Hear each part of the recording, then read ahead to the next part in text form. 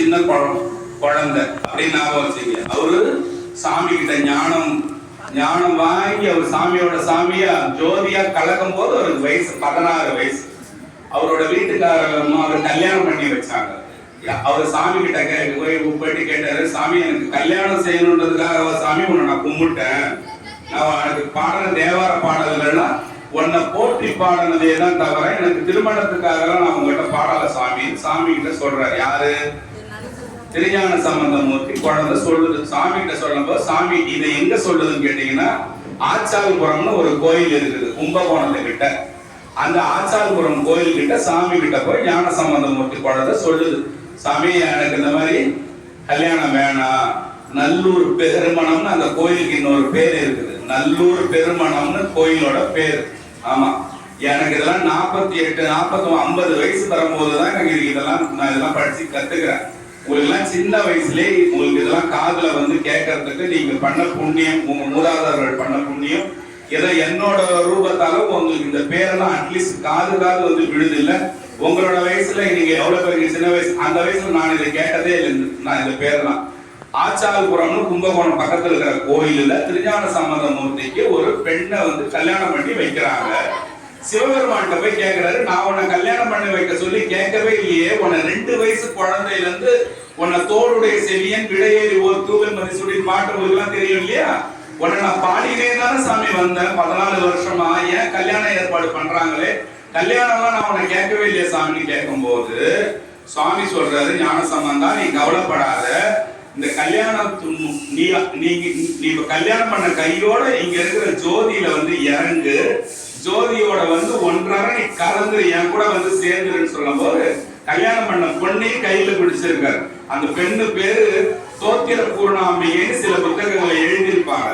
அந்த பெண்ணோட பேர் உண்மையான பேரு சொக்கியார்னு பேரு. ஏன் சொக்கியார்னா என்னது?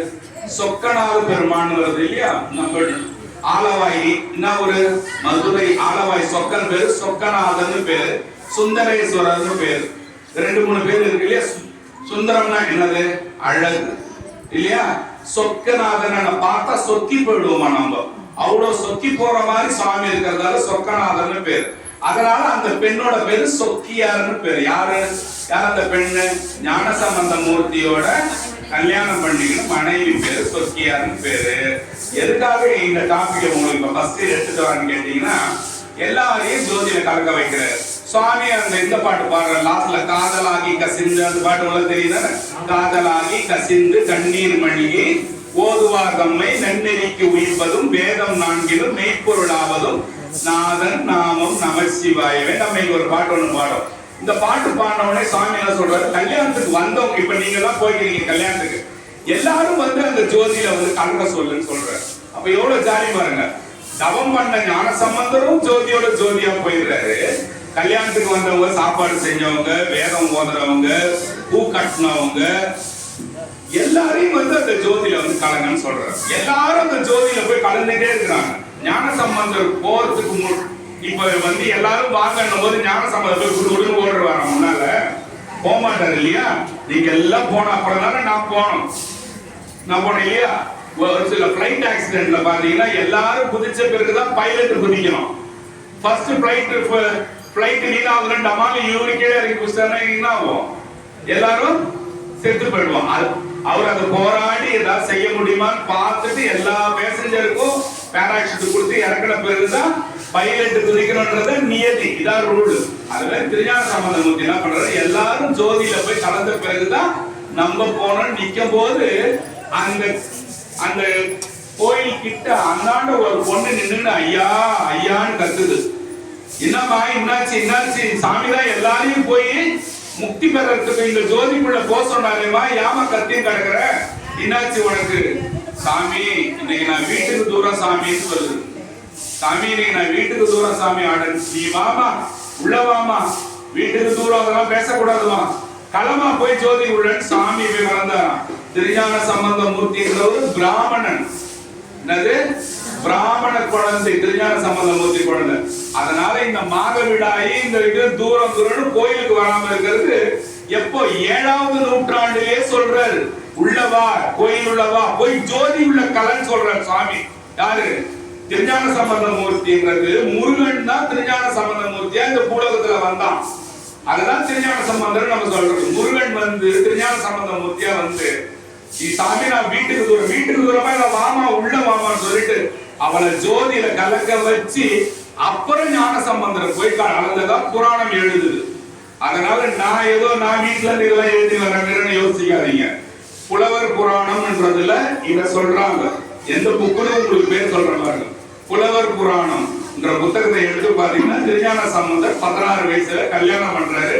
ஆச்சால்புரத்துல சொக்கியார் என்ற தோக்கிர பூரணாம்பிகை என்ற பெண்ணை கல்யாணம் பண்ணும் போது ஞான சம்பந்தருக்கு யார் யாரெல்லாம் திருமணத்துக்கு வந்தாங்களோ எல்லாரையும் மோட்சத்துக்கு போக வைக்கிறதுக்கு சிவபெருமான் போய் ஜோதியில ஒன்றரை போய் கலங்கன்னு சொல்லும் போது ஒரு பெண்ணு நின்று ஐயா நான் என்ன விட்டுட்டீங்களே நான் வரலாமான்னு கேட்டு அழுவும் போது அதெல்லாம் ஒண்ணுமே கிடையாதுமா நீ உள்ள போமான்னு சொல்லி அந்த பெண் கலந்த பிறகு பிராமணன் ஆகிய திருஞான சம்பந்த மூர்த்தி போய் ஜோதியில 2 பேர் கலந்தாங்கன்னு புராணம். அப்ப நீங்க இதெல்லாம் ஒரு சாக்காயமே வச்சுக்கிட்டு என்ன செய்யக்கூடாது, கோயிலுக்கு வராமல் இருக்கக்கூடாது. அதுக்காக தான் இந்த கதையை உங்களால் தேடி எடுத்துன்னு வந்து சொல்றேன். நமக்கு ஒரு 4 எதிரி இருக்குது. என்னன்னு என் பக்கத்து வீடா இருக்கிறதுடைய எதிரின்றீங்களா? 4 எதிரி இருக்கு. நெடுநீர், நீங்க எல்லாம் இதை ரிப்பீட் பண்ணணும். நெடுநீர், மறவி, மடிதுயில் 4ம். நெடுநீர், மறவி, மடி, துயில் 4ம்.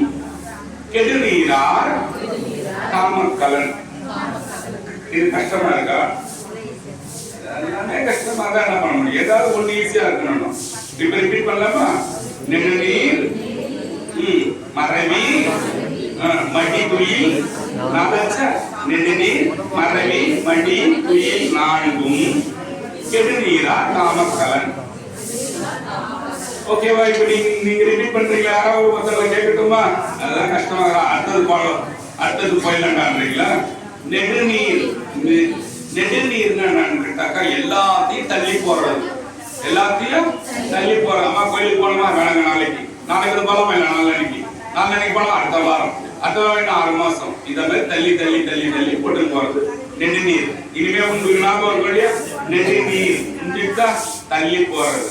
மறவி, மறந்துடுறது. வெள்ளிக்கிழமைனா சாமி கோயிலுக்கு போனோம், செவ்வாய்க்கிழமைக்கு போனா சாமி பிரதோஷம். அப்படி பிரதோஷமா மறந்துடுங்க, காலண்டர் பார்க்கல. மறவி. மடி, மடினா என்னது? சோம்பல்.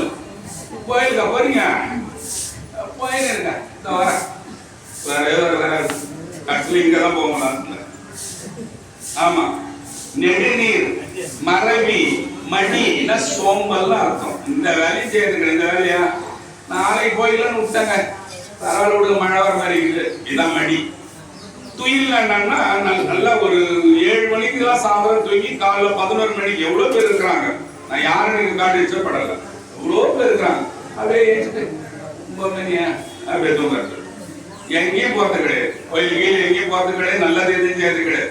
ஆனா சாமி எல்லா நல்லதும் செய்யணும்னு எதிர்பார்க்கறது. இதான் துயில். இப்போ நெடுநீர், மறவி, மறவி, அப்புறம் மடி, சோம்பல், தண்ணியா, துயில். நெடுநீர், மறவி, மடி, துயில் 4ம். இது 4ம். கெடுநீரார் காமக்கலன்னா இந்த 4 புத்தியும் வச்சுக்கிறவன் ஒரு பொத்தலா இருக்கிற போட்டு மேல ஏறி சவாரி செய்யறதுக்கு சமம்ன்றாரு. கெடுநீரார்னா ஒரு கெட்டு போற ஒரு போட்டு மேல போய் ஒரு பொத்தலா ஓட்ட போட்டு மேல ஒரு ஓட்டையா இருக்கிற ஒரு இது மேல தோணி மேல ஏறி இவன் வந்து பிரயாணம் பண்றதுக்கு சமம் சொல்றாரு. யார் சொல்றாரு? திருவள்ளுவர் சொல்றாரு. எதுக்காக இதை நம்ம இந்த இடத்துல எடுத்துட்டு வரோம்? கோயிலுக்கு வர்றது நீங்க என்ன செய்றீங்க? நெடுநீர் வேலை செய்றீங்களா? அப்புறம் நெடுநீர்னா என்னது? என்ன சொன்ன? தள்ளி போறது இல்லையா? நாளைக்கு போறோம். அப்புறம் மறவி, மறந்தே போறது. போன தடவை பிரதோஷத்துக்கு 150 பேர் வராங்க, தடவை ஒரு 50 பேர் வருவாங்க. மறந்துடுறது. பிரதோஷம் வாங்க இல்ல, அந்த மைக்கில் கடைசியா ஒரு கத்துனாரு, அப்பதான் எனக்கு ஞாபகம் வந்தது இல்லையா? அத மாதிரி நெடுநீர், மறவி, மடி, சோம்பல் எதையும் செய்யறது கிடையாது. ஆமா, இன்னைக்கு ஆபீஸுக்கு போனோமா நாளைக்கு போய்க்கலாம். அப்படி ரிப்பீட் பண்றீங்களா? யாராவது ஒருத்தவங்க நீங்க பண்ணுமா? நெடுநீர், மறவி, மடியில் 4ம் கெடுநீரார் காமக்கலன். இதை எப்பவுமே வீட்டுல சொல்லி சொல்லி பாத்தீங்கன்னா இன்றே செய் நன்றே செய்ன்னு சொன்னா பாருங்க, அதுதான் நல்லது. அதே கோயிலுக்கும் தினந்தோறும் வரணும். கோயிலுக்கு வரந்தா என்ன எனக்கு கிடைக்கும்னா எல்லாம் கிடைக்கும். இந்த பிறவிய அறுக்கிற நிலைமை கிடைக்காது பாருங்க. பல பிறவி கிடைக்கும். புல்லாய் பூடாய் புழுவாய் மரமாய் பல் மிருகமாய் பறவையாய் பாம்பாய் கல்லாய் மனிதராய் பேயாய் கணங்களாய் வெள்ளசூரராய் முனிவராய் தேவராய் செல்லா நின்ற தாவர சங்கமத்தில் எவ்வளவு பிறவி போவதில்லை. அந்த பிறவி அறுக்கப்படும். இந்த கோயில்கள்ல சிவன் கோயில்கள்ல கால வைக்கும் பட்சத்துல உனக்கு இதோட கஷ்டம் போதுன்னு சாமி விட்டுருவார். ஓகேவா? திருவண்ணாமலை திருவண்ணாமலை திருவண்ணாமலைன்னு ஏன் சொல்றோம்? ஊர் பேரும் திருவண்ணாமலை, சாமி பேரும் திரு அண்ணாமலை, மலை பேரும் என்னது? திருவண்ணாமலை. உலகத்திலே மூணு பேர் உள்ள ஒரே சாமி திருவண்ணாமலை மட்டும்தான். ஆமா, ஞாயிற்றுக்கிழமை போயிட்டு கிரிவலம் வந்தோம்னா என்ன ஆகும்? திங்கக்கிழமை போயிட்டு கிரிவலம் ஆனா என்ன, செவ்வாய்க்கிழமை கிரிவலம் போனா என்ன நடக்கும்?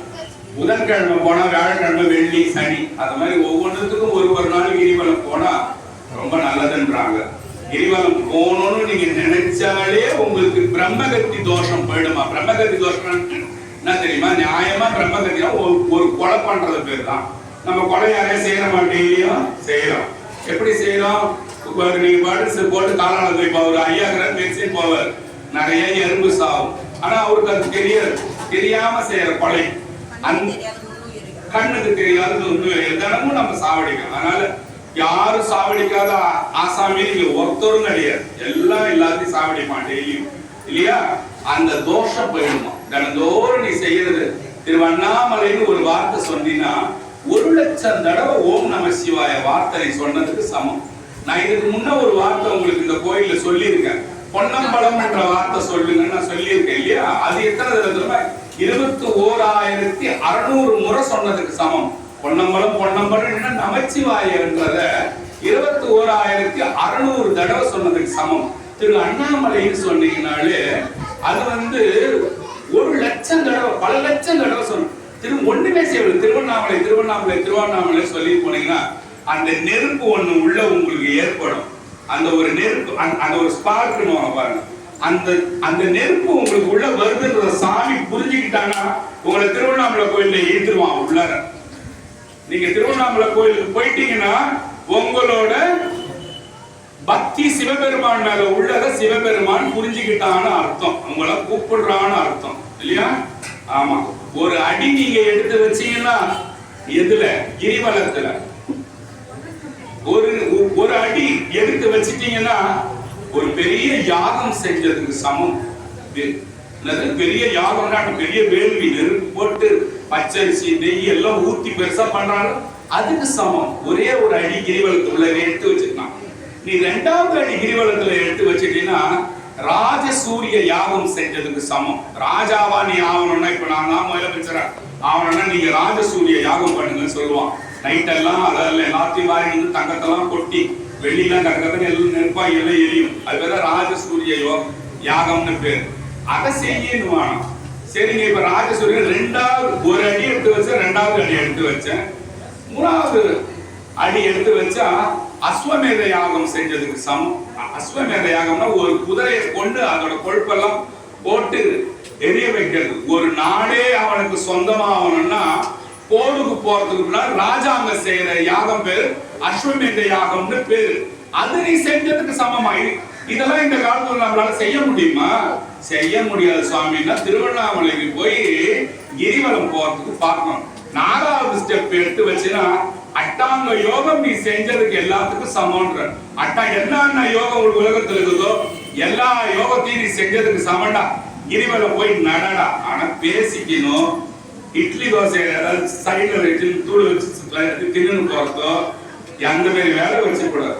நீங்க மட்டும் வீட்டோட போனா பிரிஞ்சிக்கணும். அந்த இடத்துல கூடலான்னு சொல்லிடணும். தனித்தனியா போய் நமச்சிவாய் நமச்சிவாய் யாரையும் ஒத்தவனையும் பார்க்காம நமச்சிவாய் மந்திரம் மட்டும் சொல்லி கையில கொஞ்சோடு பச்சரிசி வெள்ளமும் கலந்து ஊற வச்ச பச்சரிசி வெள்ளமும் வச்சு எறும்புங்க எங்கன்னா ஓரமா போகும். அதுகளுக்கு மட்டும் கொஞ்சம் ஏதாவது தொல்லை இல்லாத இடமா பார்த்து நீங்க அந்த 14 கிலோமீட்டரும் போட்டுன்னு போனீங்கன்னா இந்த பிறவி உங்களுக்கு அறுக்கப்படும். நீங்க இந்த கோயிலுக்கு வந்து வந்து போனா என்ன சொன்ன, பிறவி அறுக்கப்படும் இல்லையா? அதே மாதிரி எனக்கு பிறவி அறுக்கப்படணுங்க இன்னாக்கா அத மாதிரி நீங்க போய் திருவண்ணாமலையில போய் கிரிவலம் வந்து வந்தாலே போதும். கிரினா என்னது? மலை. வலம்னா என்னது? சுத்தி வர்றது இல்லையா? அருணை நம்ம சாமி கோயிலுக்கு போகும்போது சாமி பேர் என்னது? அருணாச்சலம்னு பேர். அண்ணாமலையாருக்கு சமஸ்கிருதத்துல அருணாச்சலம்னு பேர். ஸ்மரணாத் அருணாச்சலான்னுவாங்க. ஸ்மரணாத் அருணாச்சலம்னா அவனை நினைச்சாலே முக்தி, ஒண்ணுமே செய்ய தேவையில்லை. நினைச்சாலே முக்தின்ற சாமியை போய் பார்த்தா எப்படி இருக்கும்? எப்படி இருக்கும்? இங்க பாருங்க, சிதம்பரத்தை தரிசிக்க முக்தி. சிதம்பரத்துக்கு போய் சிதம்பரம் நடராஜரை போய் பார்க்க சிதம்பரத்தை தரிசிக்க முக்தி. அண்ணாமலையை நினைக்கவே முக்தி. அந்த அண்ணாமலையார போய் கண்ணால நீ பார்த்தீங்கன்னா உனக்கு எவ்வளவு கொடுத்து வச்சிருக்கணும். எல்லாராலையும் பார்க்க முடியாது. பை ஃபுல்லா காசு வச்சிருப்பான் இல்லையா? போக முடியுமா? போக முடியாது. ஒருத்தர் இப்ப சிஎம் ஆயிரம் வச்சுங்க, உதாரணத்துக்கு யாரையும் நான் பண்ணல, அவர் பாண்டி மெரினா பீச்ல சுதந்திரமா சுத்தணும்னு இன்னைக்கு நைட்டு யோசிக்கிறாரு. முடியுமா?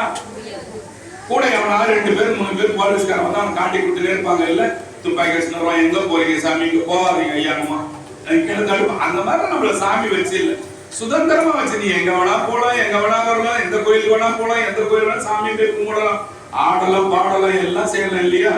ஆமா, ஆடி பாடி அண்ணாமலை கை தொழ ஓடி போம் நமது உள்ள வினைகளே சொன்னாங்க. தேடி சென்று திருந்தடி ஏற்றுவின் நாடி வந்து அவர் நம்மையும் ஆட்கொள்வார். ஆடி பாடி அண்ணாமலை கை தொழ ஓடி போகும் உள்ள நம் வினைகளை. என்ன புரியலைங்க? தேடி சென்று நீ தேடி போ. யார? திருந்தடி ஏற்றுவின். ஐயா இவருதான் அண்ணாமலை இப்படிதான் இருப்பாங்க. தேடி சென்று, சின்ன குழந்தை கூட தெரியும், சின்ன குழந்தை கூட அதுவும் புரியல, நம்ம மறமண்டலாம். தேடி சென்று திருந்தடி ஏற்றுவின் நாடி வந்து அவர் நம்மையும் ஆட்கொள்வார். வாழா செல்லும் ஆடி பாடி அண்ணாமலை. நீங்க ஆடி பாருங்க சாமி வரும்போது உருமாட்டாங்க. நம்ம போனோம்னா சாமி எப்படி நம்ம பார்ப்போம். ஆடி பாடி அண்ணாமலை கை தொழ ஓடி போகும் உள்ள நம் வினைகளை. உன் தொல்லையெல்லாம் பிச்சின்னு ஓடி போயிருந்தா சொல்லணும்னு சொல்றேன் சாமி. அதை செய்வீங்களா? நீங்கள சாமி சுத்தி வரும்போது ஆடி பாடணும். ஐயோ அவங்க பார்த்துட்டாங்க, பக்கத்து வீட்டுக்காரன் பார்த்துட்டாங்க, இது அதெல்லாம் பார்க்க கூடாது. நம்ம இங்க வந்து வேற எங்கேயும் ஆடாது, சாமி கிட்ட தானே ஆடுறோம், சிவபெருமான் கிட்ட தானே ஆடுறோம். நம்ம மெய் மறந்து நம்ம ஆடணும். சாமி பாடி ஆடி பாடி அண்ணாமலை கை தொழ ஓடி போம் உள்ள நம் வினைகள். இப்போ நம்ம வந்து சரி, இப்ப எந்த கிழமைங்க நான் போறதுன்னா, ஞாயிற்றுக்கிழமை போய் கிரிவலம் வந்தீங்கன்னா உங்களுக்கு சிவலோக பதவி கிடைக்கும் இல்லையா? நமக்கு கடைசியா என்ன பதவி கிடைக்குது நமக்கு தெரியல. ஞாயிற்றுக்கிழமை தாங்க நான் ஃப்ரீ, மற்ற நாள்லாம் நான் தொழில் பண்ணணுங்க, வேலையை பார்க்கணுங்க, வியாபாரம் பண்ணுங்க, ஆபீஸ் போனங்க. அப்ப நீ ஞாயிற்றுக்கிழமை நீ போனீங்கன்னாக்கா உனக்கு சிவலோக பதவி கிடைக்கும். உடல் நோய் எல்லாமே உனக்கு தீரும். சனிக்கிழமை போனீங்கன்னா இந்திர பதவி கிடைக்கும். இந்திர பதவி நம்ம மேல போனா என்ன கிடைக்கும்? இந்திர பதவி. நம்ம வந்து சனிக்கிழமை போனா அப்புறம் வேற என்ன? ஞாயிற்றுக்கிழமை, திங்கக்கிழமை. இப்போ செவ்வாய்க்கிழமை போனா கடன் தொழில் இருக்கிறவங்களுக்கு கடன் நீங்கும். புதன்கிழமை போனீங்கன்னா முக்தி கிடைக்கும். புதன்கிழமை போனீங்கன்னா முக்தி கிடைக்கும். முக்தின்னா சாமியை நோக்கி போற வழி. வியாழக்கிழமை போனீங்கன்னா உங்களுக்கு ஞானம் கிடைக்கும். வெள்ளிக்கிழமை போனீங்கன்னா மகாலட்சுமியோட யோகம் கிடைக்கும். அப்போ பண வரவு ஜாஸ்தியா வரும். சனிக்கிழமை போனீங்கன்னா பிறவி பிணி நீங்கும். பிறவி பிணினா என்னது? நம்மளோட பிறப்பு. ஒரு பிணி மட்டும்தான் நமக்கு நீங்காத பிணி. என்னது அது? நம்ம வாழும் போதே நமக்கு டெய்லி வந்துட்டே இருக்கிற பிணி என்னது? பசி பிணி. காலைல சாப்பிட்டோம், 1:30 ஆச்சுன்னா என்ன செய்யுது? பசி வருது.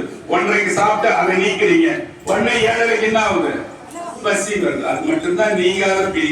நீங்காத பிணி இருக்கிற மாதிரி பிறவி பிணி இருக்குது. நம்ம எல்லா மாதிரி நம்ம பிறக்கிறோம்ல, அந்த பிணியெல்லாம் நமக்கு அண்ணாமலையார போய் நம்ம கை தழுதோம்னாக்கா எல்லாம் நமக்கு நீங்கிடும். இந்த கிரிவலம்ன்றது எப்படி வந்தது யாருக்கா தெரியுமா? யாருக்கா தெரியுமா? தெரியாது. சரி கொஞ்சம் ஸ்பீடா, இது கொஞ்சம் ஸ்பீடா சொல்றேன். இவங்க ஸ்டார்ட் பண்றாங்க. இன்னொரு விஷயம் வந்து நான் சொல்றேன். பார்வதி தேவி சிவபெருமான் கிட்ட விளையாட்டா போய் கண்ணை மூடவே ஒரு நிமிடம் எல்லா உயிரினங்களும் உலகத்துல இருண்டு போய் எல்லாம் சாப்பாட்டுக்கு வழி இல்லாம எல்லாம் கஷ்டப்படும் போது சிவபெருமானுக்கு கோபம் வந்துதான்.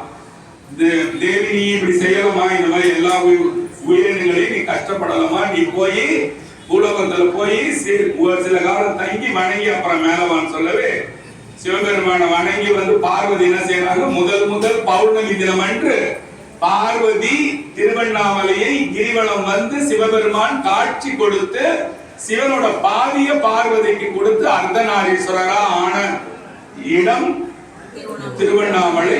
தினம் பௌர்ணமி தினம். ஓகேவா? அந்த பௌர்ணமி தினத்துல சுவாமி வந்து அர்த்தநாரீஸ்வரரா வந்து காட்சி கொடுத்து அம்மாவை ஏத்துக்கிறார். இது வந்து திருவண்ணாமலை கிரிவலம். ஒரு தடவை என்ன செய்யறான், ஒரு பாண்டிய மகாராஜா என்ன செய்யறான், வஜ்ராந்தகன் பேர். என்னது? வஜ்ரம்னா ஸ்ட்ராங், வஜ்ராந்தகம்னு பேர். அந்த வஜ்ராந்தகன் என்ன செய்யறான், திருவண்ணாமலைய வேட்டையாடுறதுக்காக சுத்தி வரான். இது ஈஸியா இந்த கதை நல்லா கேளுங்க. ஒரு பூனை ஒண்ணு ஓடுது. இந்த பூனையை பிடிச்சிடணும்னு சொல்லிட்டு அவன் முயற்சி பண்ணவா, அந்த பூனை பேர் புனுகு பூனைன்னு பேர். நீங்க கேள்விப்பட்டிருப்பீங்க. புனுகுன்னு ஒண்ணு வைத்திருக்காங்க, கேட்டு வாங்குவீங்களா? ஆமா. அந்த புனுகு பூனையை தொத்திக்கிட்டே போறான். அந்த திருவண்ணாமலையில போய் துரத்தும் போது இது என்ன செய்யுது, அந்த கிரிவல பாதை இருக்கு பாருங்க, அந்த பாதை மூலியமா குடு ஓடுது. இவன் தொத்துறான் 14 கிலோமீட்டர். இவன் 14 கிலோமீட்டர் அதுவும் சுத்தி வந்து கிரிவலம் முடிஞ்ச உடனே அந்த பூனை வந்து என்ன செய்யுதுன்னா இறந்து போகுது. குதிரையில இவன் தொத்துறான் பாருங்க, அந்த குதிரை என்னாச்சு, 14 கிலோமீட்டர் என்னாச்சு, வந்து போச்சு. பூனையும் கிரிவலம் வந்து போச்சு, குதிரையும் கிரிவலம் வந்து போச்சு. இப்ப ரெண்டு பேரும் என்ன பண்றாங்க, குதிரை மேல இவன் உட்காந்து பாருங்க, மடாலும் உழுந்து குதிரையும் செத்து போச்சு, பூனையும் செத்து போச்சு, குதிரையும் செத்து போச்சா. செத்து போன உடனே அவங்க ரெண்டு பேரும் கந்தர்வர்களாக வேஷம் வந்து ஏஞ்சி நிக்கிறாங்க, வேற ரூபமா ஏஞ்சி நிக்கிறாங்க, பூனையும் குதிரையும். சரி, இந்த புனுகு பூனைனா என்னதுன்னா, புனுகுன்னு என்னன்னா ஒரு கூண்டுக்குள்ள அந்த பூனையை நம்ம போட்டு கட்டி போட்டு வச்சிருந்தோம்னா அந்த பூனை போட்டு அந்த கூண்டுல அதோட உடலை போட்டு தேய்ச்சிக்குமா. தேய்ச்சிக்கும் போது மெழுகு மாதிரி ஒரு பொருள் ஒண்ணு வருமா. அந்த பூனை ஒரு கூண்டுல போட்டு நம்ம போட்டு வச்சா அதோட உடலை போட்டு தேய்ச்சிக்குமா. தேய்க்கும் போது மெழுகு மாதிரி ஒரு பொருள் வருமா. அது கூட நல்ல சுத்தமான சந்தனத்தை நம்ம கூட்டும் போது வர்றது பேர் தான் என்னது, ஜவ்வாதுன்னு பேர். நீங்க போய் ஜவ்வாது, இன்னைக்கு எல்லாம் ரசாயனமா ஆகி போச்சு. நீங்க போய் கேக்குறீங்க 30 ரூபா. உண்மையாவது ஜவ்வாதுலாம் சாமிக்கு தர்றதுன்னா புனுகு பூனையோட அந்த மெழுகு போன்ற பொருளையும் இந்த சந்தன கலவையும் சேர்த்து நம்ம பண்றோம்ல, இதுக்கு பேர் தான் ஜவ்வாதுன்னு பேரு. இதுதான் சாமி கொலை. அவன் அந்த ஜவ்வாதுக்காக தான் அந்த பூனை அவன் வேட்டையாடுறதுக்கு போயிருக்கான். இப்ப அந்த பூனை வேட்டையாட போக என்ன ஆகி போச்சு, அது ஓடி போச்சு. ரெண்டு பேரும் என்ன செய்யறாங்கன்னாக்கா வந்து என்ன செய்யறாங்கன்னாக்கா இறந்துடுறாங்க. இறந்துட்டு என்னவா வராங்க, கந்தர்வர்களா. ஏங்க என்னங்க கந்தர்வர்கள்னா என்னங்க பேரு, என்னங்க அவங்களாம் யாருன்னு கேக்குறீங்களா? மனித ரூபத்துக்கும் இந்திர ரூபத்துக்கும் நடுவுல உள்ள ஆண்கள் பேரு கந்தர்வர்கள் பேரு. இந்த கந்தர்வர்கள் அவர் கேட்கிறார், சுவாமி ஏன் பாயா நீங்க ஏன் பூனையாவும் குதிரையாவும் ஏன் ஆனீங்கன்னும் போது, துர்வாச முனிவர்னு ஒருத்தர் காட்டுல தவம் இருந்தாரு. அவருக்கு வந்து தவம் இருக்கும் போது நாங்க ரெண்டு பேரும் சேர்ந்து கீரையை காய்கறியெல்லாம் பறிச்சோம் வேகமா, அவர் தொல்லை கொடுக்குற மாதிரி.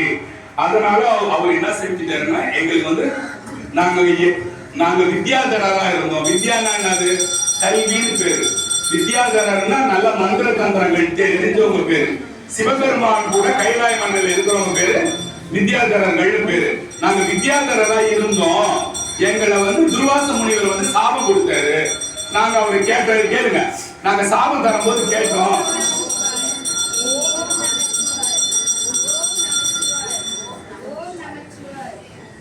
நாங்க சாபம் கொடுக்கும் போது அவங்களை கேட்டோம், ஏன் எங்களுக்கு சாபம் கொடுக்குறீங்களா, இந்த மாதிரி நான் பண்ண தவத்தை நீங்க கலைச்சிட்டீங்க, அதனால நீ பூனையாவும் நீ குதிரையாவும் போ. அப்ப யாரு அந்த ராஜா பேர் என்னது, ராஜா பேர் என்னது, வஜ்ராந்தகன் சொன்னல, வஜ்ராந்தகன் ஞாபகம் வச்சுக்கணும். அவன் பையன் பேரு ரத்னாந்தகன். வஜ்ராந்தகன் ரத்னாந்தகன் பேரு. இப்ப இந்த ராஜா வந்து இந்த மாதிரி இந்த மாதிரி காட்டுக்கு வேட்டைக்கு வருமா. காட்டுக்கு வேட்டை வரும்போது நீங்க ரெண்டு பேரும் வந்து இறந்து திருப்பியும்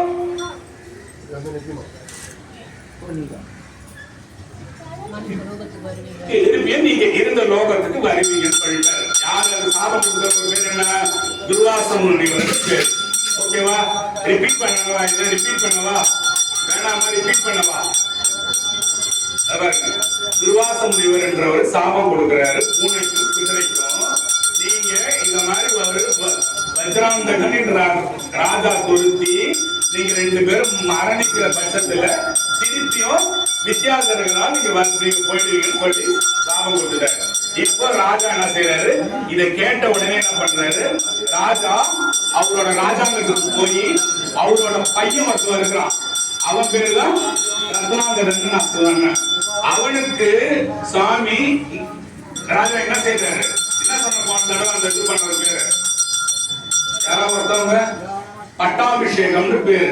அவனுக்கு அந்த கிரீடத்தை எடுத்து அவனை ராஜாவா உட்கார வச்சுட்டு இந்த வஜ்ராந்தகன் என்ன பண்ணா? கிரிவலம் போக ஆரம்பிச்சுட்டான். ஏன்? ஒரு குதிரையும் ஒரு பூனைக்குமே சாமி இந்த கெட்டி கொடுக்கும் போது நம்ம ராஜாவா இருந்து இனிமே பிரயோஜனம் கிடையாது.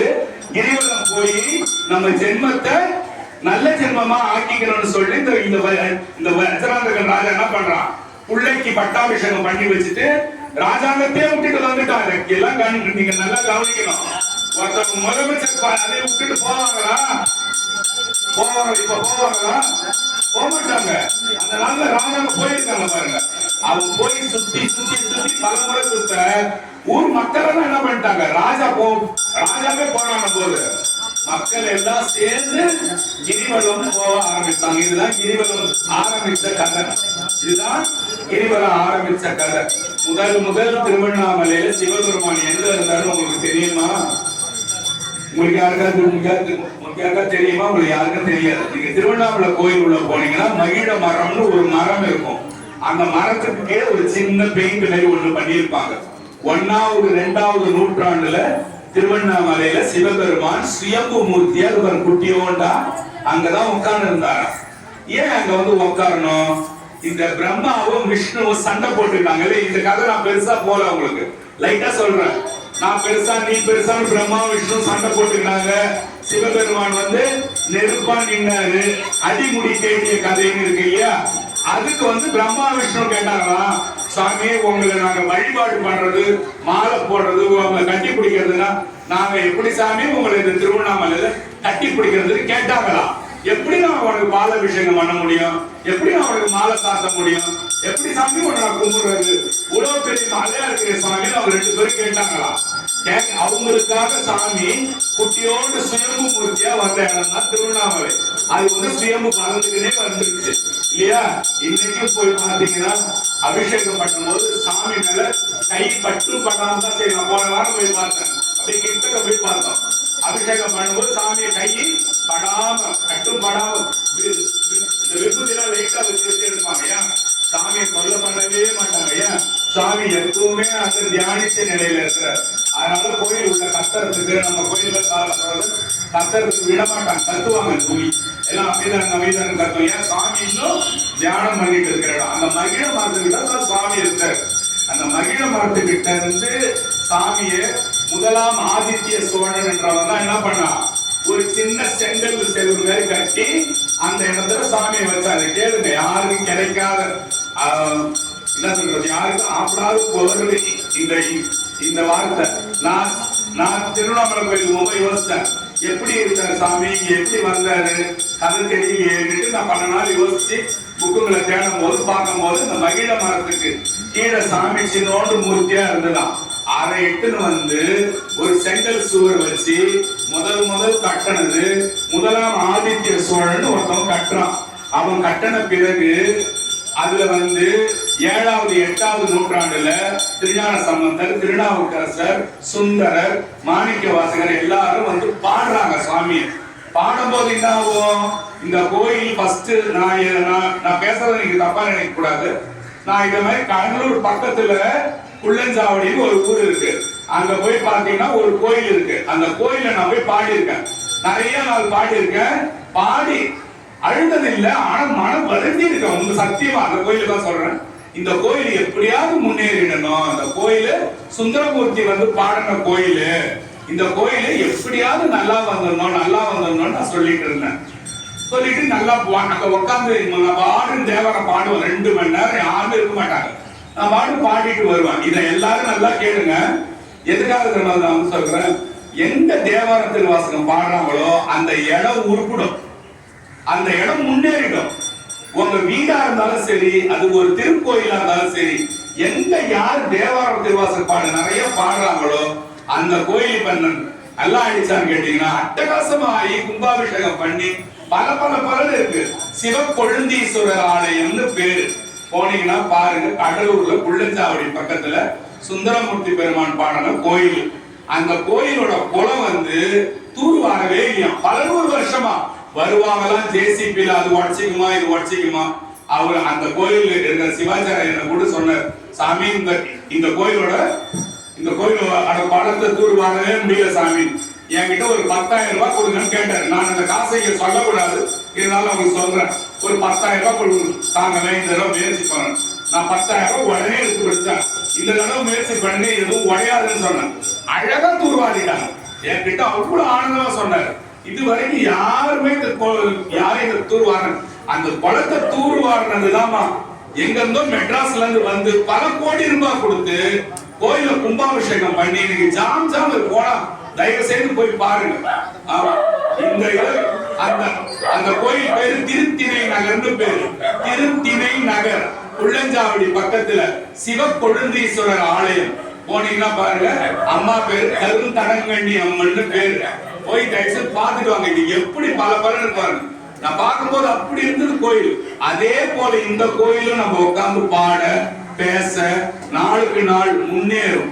ஏதாவது ஆகிட்டே தான் வரும். நீங்க எல்லாம் எவ்வளவு வருஷம் இருக்க போறீங்களோ இருந்து பாருங்க, எப்படியாவது முன்னேறிங்கன்னா வரும். நான் சொல்லிட்டு போறேன், நான் எத்தனை நாள் இருக்கு, நீங்க எத்தனை நாள் இருக்கு யாருக்கும் தெரியாது.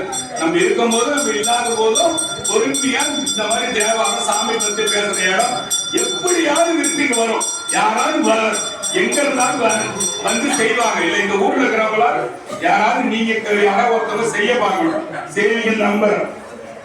இப்ப என்ன சொன்ன, அவங்க எல்லாம் தேவாரம் பாடினாங்கன்னு சொன்ன. யாரு 4 பேர் போய் தேவாரம் பாடினா சும்மா இருக்குமா? அந்த கோயிலே சும்மா இருக்காது இல்லையா? 7வது 8வது நூற்றாண்டுல போய் பாடுறாங்க.